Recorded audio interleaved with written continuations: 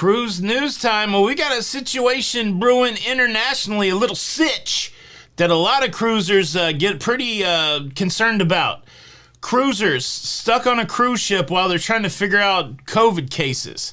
It's happening right now in Durban, and I want to talk about the protest of the NCL Dawn in Key West, Florida. Cruise news. Let's talk about it.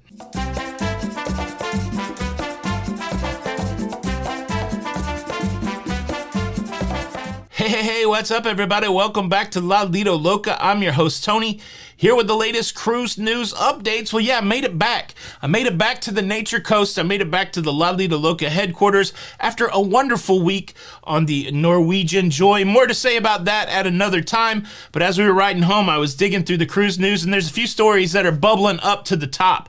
Let me go ahead and say that the Australia cruise ban has been extended for a couple months.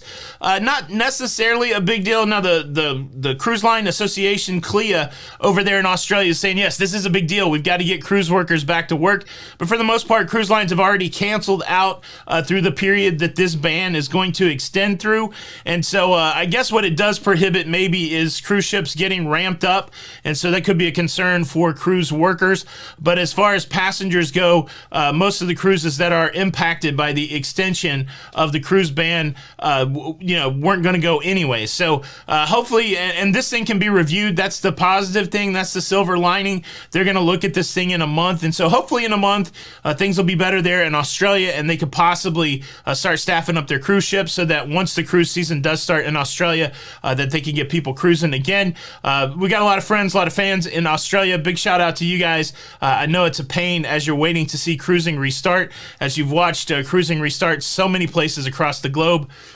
I get it, and we commiserate with you guys, and we can't wait till you can cruise again. Much love and concern for your country, and I hope everybody's safe and well there. But that's the latest on Australia. Let's talk a little bit closer to home. The Norwegian Dawn is really close to my home. That's the cruise ship that's going out of Tampa, Florida for Norwegian Cruise Line, and they made their first stop yesterday in Key West, Florida. And this was the biggest cruise ship that's been into Key West for a while, and people were upset about it. If you remember what happened on Election Day last year, the people there in Key West did what they had to do to get a referendum, an item put on the ballot where they could vote whether or not certain cruise ships could come to Key West, Florida. The people voted, they spoke, and they banned certain cruise ships from Florida. They had the right to do that. They are in control of the port there. But in the wake of that, the state legislature here in Florida, the leadership here in Florida went, well, we know that that's your purvey, that you can do that, but we don't like it. And so we can change the rules so that we can have the say of what's going on in Florida. And they passed a law which kind of overruled the vote of the people there in Key West, Florida. And so now you got a situation where the people spoke, and their voices have now fallen on deaf ears because a rule was changed so that the cruising could continue. Now, I'm a huge advocate of cruising, but I'm also a huge advocate of people's rights and the validity of the vote. And so I'm a little bit torn. I say if the people in Key West don't want you there, and there's enough people that don't want you there, then I think that their voice should be heard and their vote should stand. And then the way that you change that process is you get down there and work your butt off to get enough support to overturn that. That's kind of the process. You don't like the way elections turn out, then you do the work and change it for the next election. That's the way American history's worked. That's what makes our system beautiful. You can work hard, and you can change the dynamic of anywhere.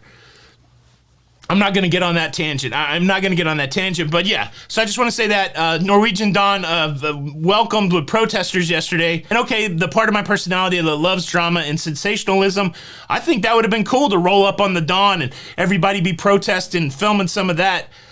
It's a serious issue for sure, but again, you got a whole bunch going on in Key West. You got people worried about the environment. You got a whole issue between local government and state government.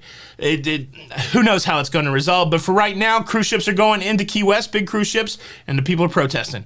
That's that story. But with that said, let's jump out of the U.S. Let's go to Durban, South Africa, where you have passengers that are trying to get off a cruise ship, and it's all tied to some COVID testing. I'm going to tell you all about that, but first, let me quickly invite you to subscribe. If you like staying up to date with everything that's going on in cruising, That's what we do here. We talk about carousing. You want a third cruising? Carousing. Please consider subscribing with the notification bell on. That way you don't miss out on any of these episodes. People say, what's the point? Why are you asking us to subscribe? Well, if you want La Lido Loca to be successful, you want as many people subscribed as possible so that when I release a video, when the show comes out in the first hour, if we could get 1 million people to watch the show, that would signal to YouTube that the show is good. And so that's really the reason I want you to subscribe, so that you can be notified when you get the notification. Watch the video. That's it. No money's exchanged. There's nothing crazy like that. And only about 52% of you guys are subscribed, so I think 48% of you could do your part. All right, Durban, South Africa. You know the story with South Africa. They were the country to successfully sequence the Omicron variant. And because their gene sequencing is so good, because of past epidemics, they were able to identify Omicron. Doesn't necessarily mean that Omicron originated in South Africa, but unfortunately, they got hit with a lot of travel bans, and all eyes started to focus on South Africa, even in the cruise business. And so you see companies like NCL canceling their South African cruises. Well, one company that did not cancel their South African cruises was MSC. And so they continued cruising, and they started a cruise last Monday on the MSC Orchestra. But as the pandemic continued to rage in South Africa, they saw an increase in case counts, and they started looking very closely at all aspects of society. And one of those aspects was cruising. They decided to test everybody that was on board the MSC Orchestra. And when they did that test, they found some asymptomatic cases of COVID in vaccinated people that had been tested prior to the cruise.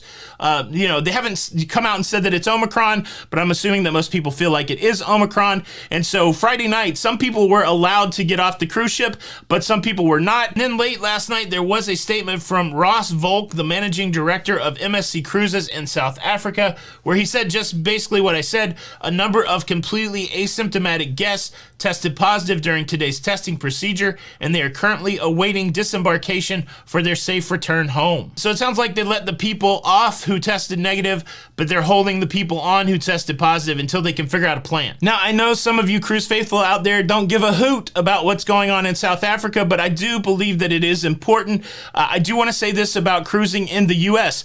I think the cat's out of the bag. I think the appetite for shutting cruising down is minimal. We've seen that. Again, I did the report last week that there's over 30, maybe 40 cruise ships right now that have COVID cases on it, and this has been true week after week if you track along with what's going on with the CDC, and nobody shut anything down yet.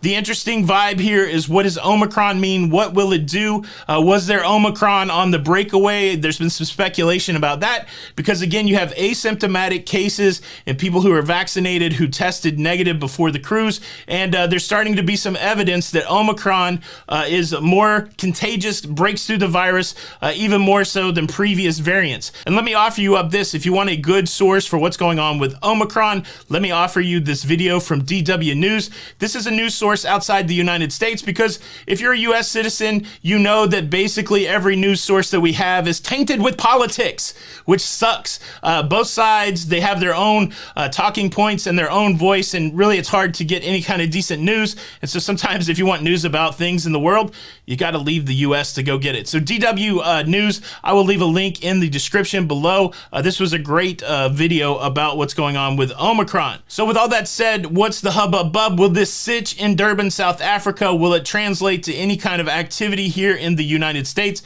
I personally don't think it will. I think things will have to get dramatically worse before they start keeping people on cruise ships. And let's use the Norwegian Breakaway as an example. We know there are positive cases on board, a mix between guests and crew members. The guests were not held on board. This is because the cruise line has agreements with the local ports. They're the Port of New Orleans, and there'd already been determined what would happen if cases showed up on board.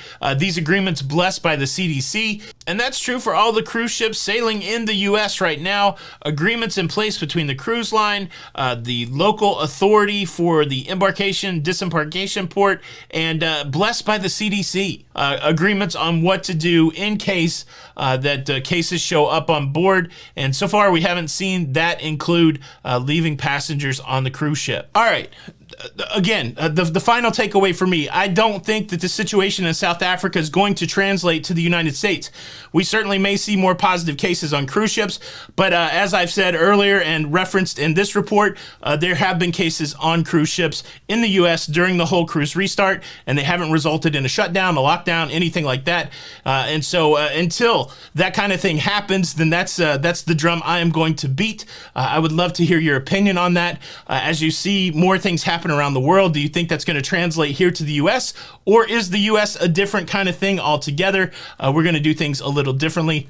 That's what I think. Leave a comment below. All right, thank you so much for checking out the show today. Did you subscribe? Did you watch the video in the first hour? Leave a comment that you watched it in the first hour. That would make me excited. This is Tony with Lido Loca. Did I say hit the like button? And until the next time, we'll see you on the Lido. Goodbye.